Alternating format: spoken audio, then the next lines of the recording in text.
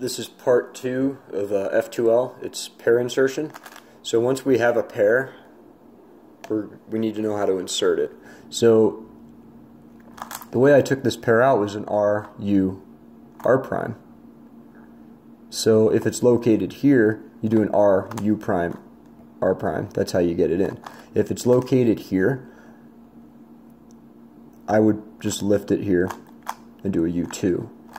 If it's located here, you need to move it before you move this up, because if you move this up, you break it. So you either move it here and you do a sledgehammer, or you do it here and you lift it up, just like the last case. So what a sledgehammer is if you have a case like this, it's oriented, which means this side, this edge piece side color is the same as this, or it's opposite, so it's either red or orange. It's oriented, which means you don't have to, you can insert it without doing a cube rotation or doing any F moves or B moves. If you rotate the cube, this is no longer oriented because this side color is not green or blue. So you would have to do a cube rotation or an F move or a B move to get this pair in. So you could do it like this. I'm going to go over that case in a second, but what a sledgehammer is you go down here, you just kind of bring it straight down and you break your cross again, fix this cross, fix this cross. One thing to know about sledgehammers is they change top layer edge orientation. So we have 4. I just pulled it out normal. If I sledgehammer it in, it flipped 2 edges. Then pulling it out with a pair and sledgehammering it in is actually, if you know your forward look last layer, it's the second half of the Y perm. That's what you're doing. You pull it out and you sledgehammer it in. It's also this OLL, this T OLL. As long as you have a bar here, you pull out with a pair and you do a sledgehammer. It's good to know because, especially for your last pair, if you're looking and you see a dot and you don't want a dot case because you don't know your OLLs for dot case, even for look, it's going to take longer to get that dot into a cross. Some people have partial edge control where they make sure that last pair they insert, they do it in such a way where they get a couple, they try to get a cross, or they at least get an angle. So that's if these are all oriented. And in reverse, it's pretty similar, pretty easy for the oriented ones.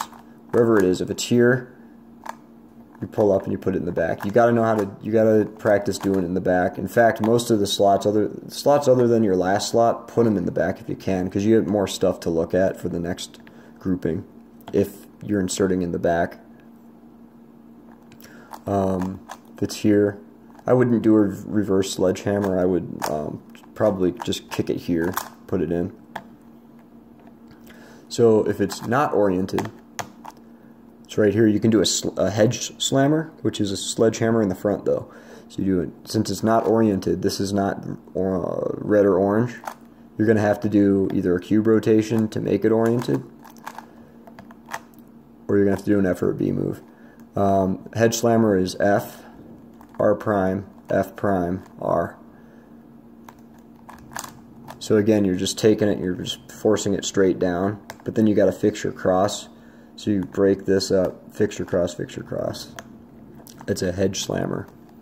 If it's right here, you can just do an F prime, U, F. But that's kind of tricky. Most people, what I would say, if you have some stuff you want to look at over here, maybe do a cube rotation and put it in as you're looking. But you'd want it in the back so you have more stuff to look at.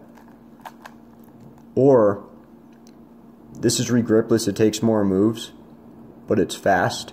You can go bring this down because this is all junk. Kick that up, put it in, bring this down and put it back down. So it's more moves, but if it's easy and it's regripless, you might save yourself some time doing something like that. Another one that's kind of a cool insertion is if it's back here and you want it here. If you regrip right here, you do a 2R, you can just kick this in and then put it down.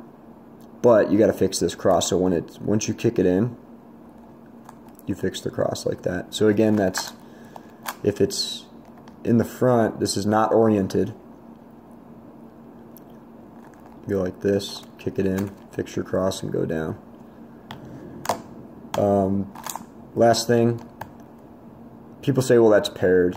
You have to just think of it like it's paired, and I guess you could, but it's not paired. It will be paired, though, when you break your cross. So it's actually better than a paired case. It's like a move less than a paired case. This is exactly what happens in the beginner's method when we're doing the second layer edge insertions. That's what we're doing. We're forcing this case to happen.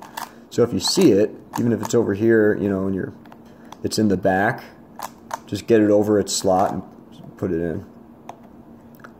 So the next video, we're going to go over, you know, just F2L cases where under pretty much all circumstances, what we're going to do is get the corner and edge pieces that you're trying to put together in the top layer, get them separated, and then once they're in the top layer and separated, you're going to do one of three things to get them paired up and inserted. And then after that, we're going to go over some cases where they're in the top layer and they're touching and they're not paired up, but it's going to take less time if you know how to deal with it versus separating it and then putting it back together. But the next video, you're going to be able to solve any F2L case under any circumstances, and with this video, you'll be able to insert them. So that's it for this video.